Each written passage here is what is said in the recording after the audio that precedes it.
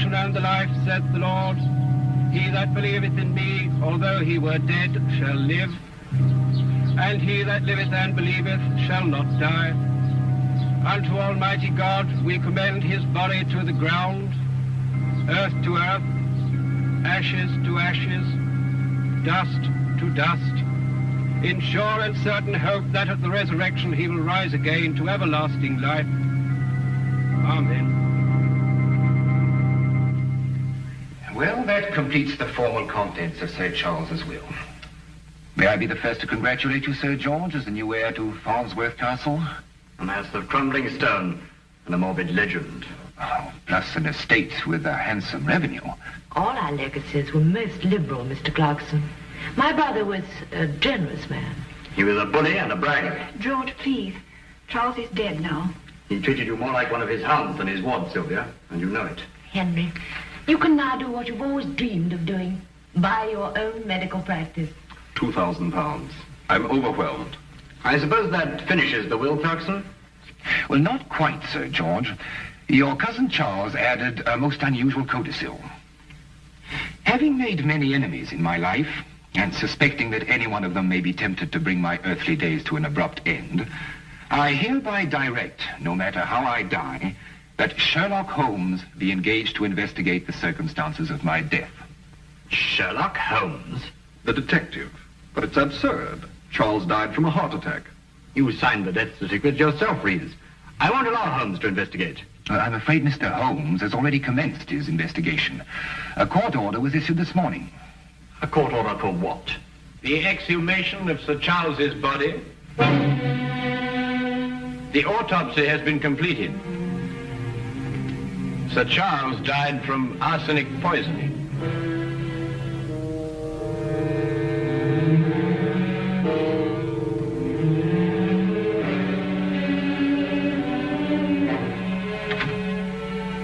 Elizabeth. It's incredible. Who could have done it? Arsenic. Only one of us? You or I or Henry or Sylvia? Oh, no. Not Sylvia, no. She had no reason. She had the same reason we all had. Charles' death set her free just as it set the rest of us free. Are Holmes and Lestrade still up in the tower room? Yes, and Dr. Watson is there too. Why is Holmes so interested in the tower room? Because Charles died there, I suppose. Or perhaps Mr. Holmes is interested in the legend.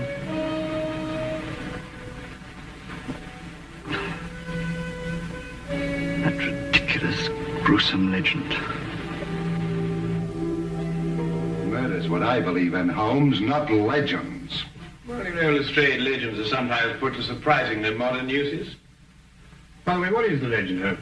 Well, it dates back to the Wars of the Roses. A sentry fell asleep here one night while on watch. As a result, they chopped his head off. Ever since that time, anyone who sleeps here is supposed to die. Nonsense. Quite. And yet Sir Charles slept here, and he did die. It's a coincidence. He'd already taken the poison. He had to die somewhere. You know, that window is much too narrow for anyone to get in or out. With that door locked, this place becomes a classic sealed room. It was arsenic that killed him, Holmes, not the room. Or the legend. Or the legend. Dr. Watson, you read the autopsy report. What's your opinion? Well, there is one thing that struck me as odd. This is January. Mm-hmm. Yet Sir Charles had eaten grapes the night he was poisoned.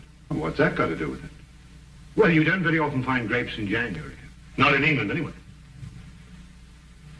Clever, Watson. Grapes in January, eh? Yeah.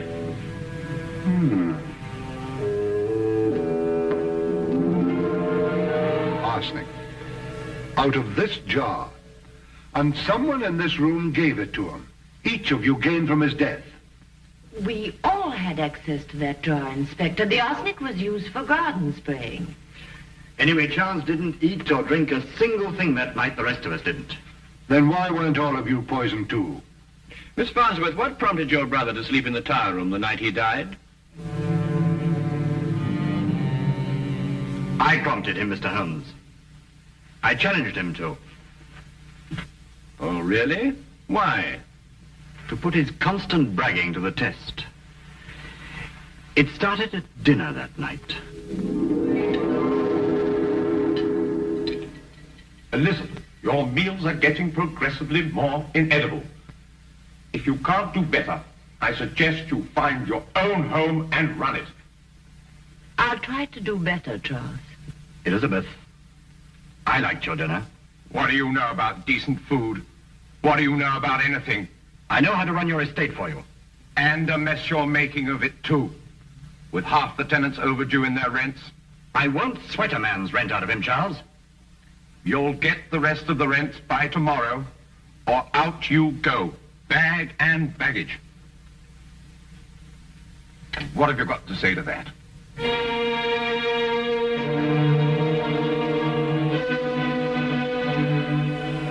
I'll collect the rents by noon tomorrow. Why must you always humiliate us, Charles? Have you no decency, no human feelings? I'm not a weak knee like George here, if that's what you mean. Courage isn't always physical, Charles. Courage. You remember the time I locked you in the tower room? You screamed like a stuck pig. I was 7 years old, not a big, brave man like you. What do you mean by that? You dared lock a little boy in that room, but you never dared spend a night in it yourself. You think I believe that stupid legend? Yes, and fear it. Just as you fear anything you cannot hear or see or touch. You locked me in to frighten me, because you yourself would have been frightened.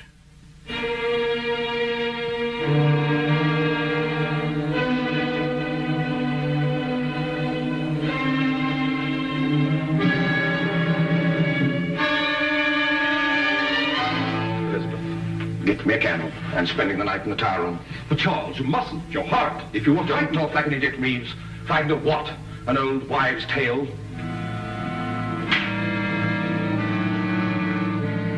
I will fetch him a candle.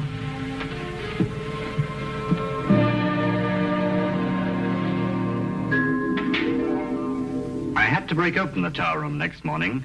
I found him dead. Mm-hmm. Interesting. What kind of grapes were served at dinner that night? Grapes? No grapes were served. We haven't had grapes in the house for months. Then who gave Sir Charles the grapes he ate that night? Because he did eat grapes. That's how he was poisoned. No one gave my brother grapes, Inspector. You're wrong. The murderer did. Lestrade, the grapes won't solve your case, you know. The solution lies in the tower room. Now, look here, Holmes. We've already gone into all that, and I'm going to find it. How can you do that, Holmes? By spending the night in the tower room myself.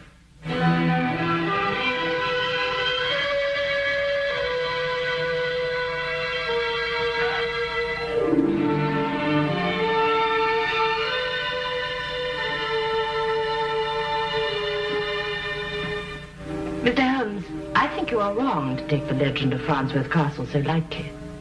On the contrary, Miss Farnsworth, I'm taking it very seriously. Then be on guard, Mr. Holmes, and stay awake.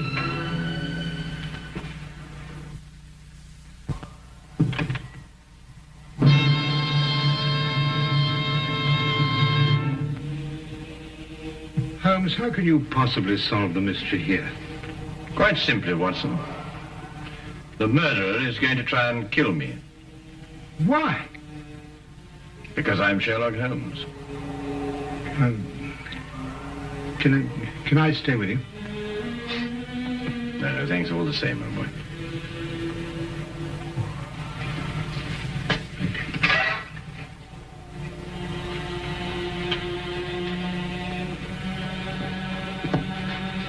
Holmes, if anything happens, you will shout, won't you? Yes, yes. Loud and strong.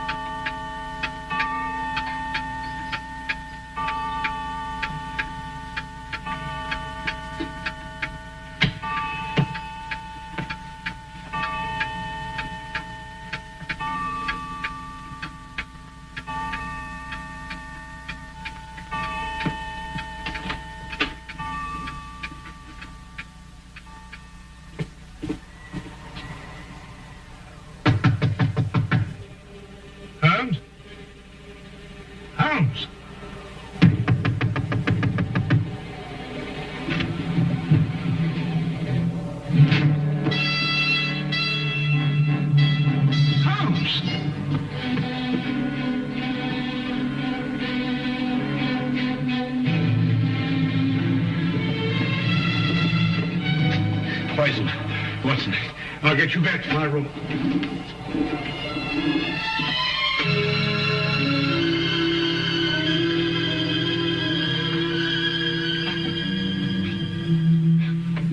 Arsenic. Watson, quickly, the antidote. Arsenic?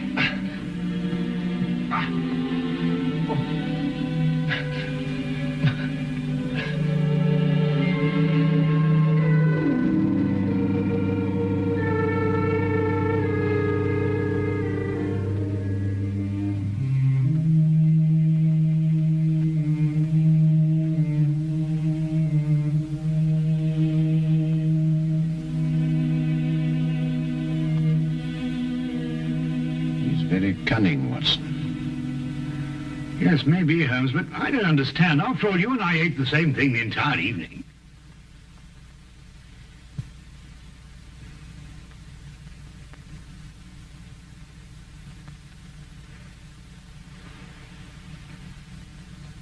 Watson, I think I know the killer's secret.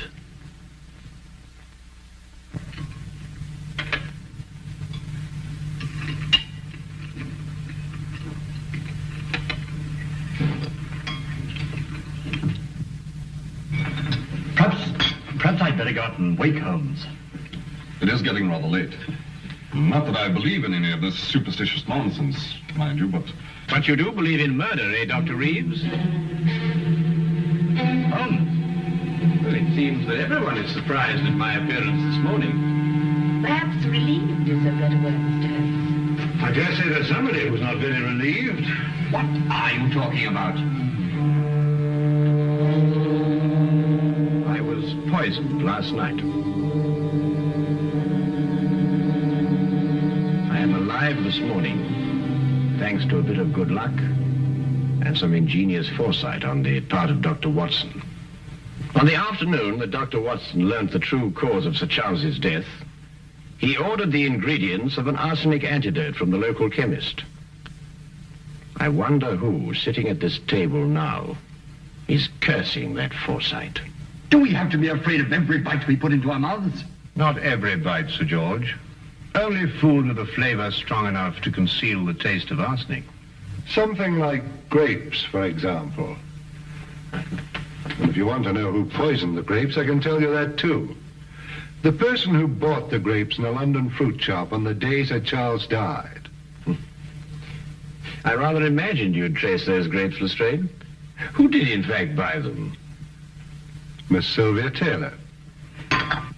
You're lying.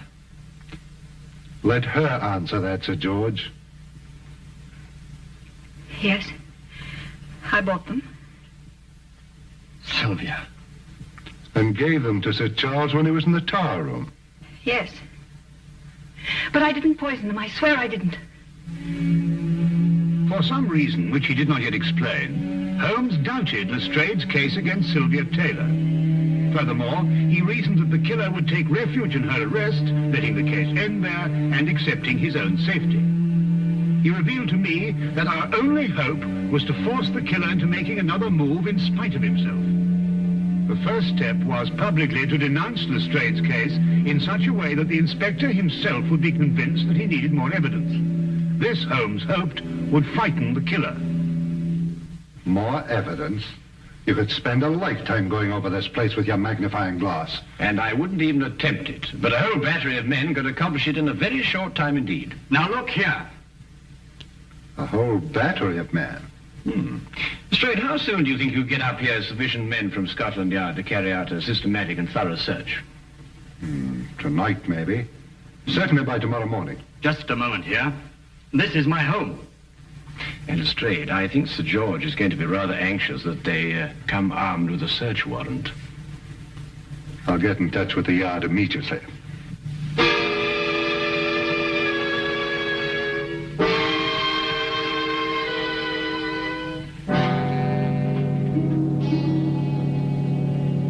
Watson, you're sure no one's left the house? The bobby on the door said nobody had gone in or out all day. Well, I hope we haven't been outwitted on this. It's been a very tiring time, Holmes, watching every move that's being made and getting nowhere. We can't afford to let up now, Watson. The pressure's really on him, you know. He's got fear to contend with. Oh, Holmes, why do you keep crossing to that window? You know, I think it's your pacing up and down all day that's made me more nervous than anything else. There it is, Watson. What? Quickly, Watson, the tower room. Coming, Holmes.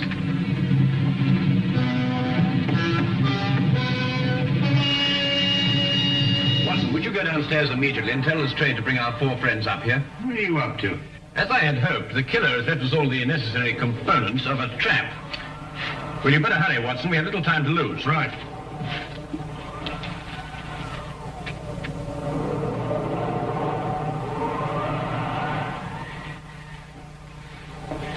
Won't you sit down here?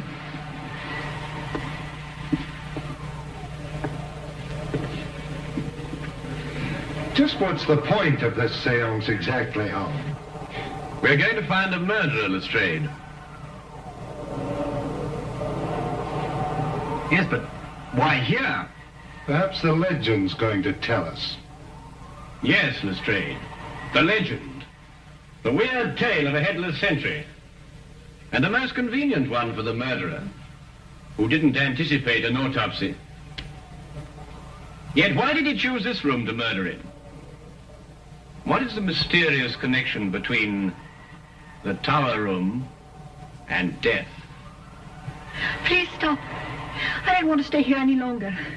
I'm sorry, Miss Taylor, but we must stay here and wait. Perhaps all night. Who knows? But this is insane. I don't feel very well. Could we open the window? I'll open it for you, Elizabeth. It is getting rather stuffy in here. Don't bother, Dr. Reeves. I've already tried to open it myself. It's quite impossible. My head is spinning. You've got to open the window. I feel faint. Please open the window. I've already told you, Miss Farnsworth. It's quite impossible. I don't believe you. Reeves, make him open the window. Elizabeth, calm yourself. It's just this eerie room that's getting on your nerves.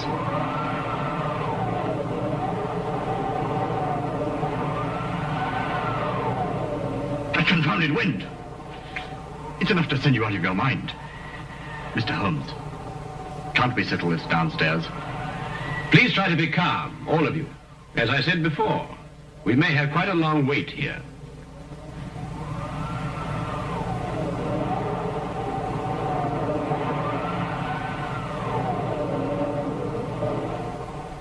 Let me out of here.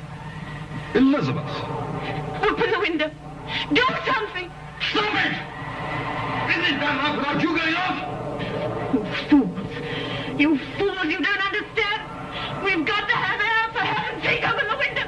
Let me go. Let me go. It will kill us all.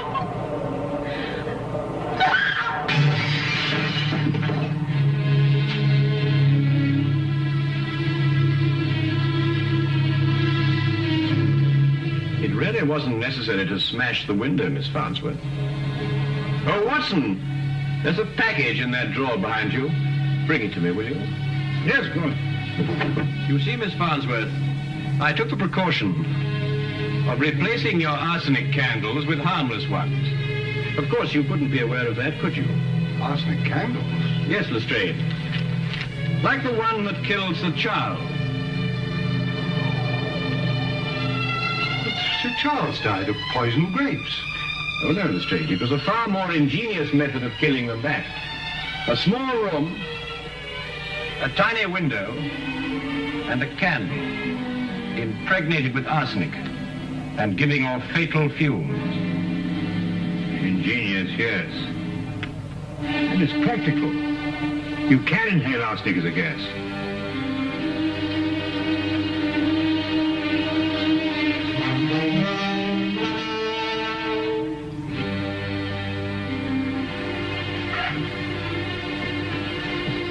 Follow it, officer.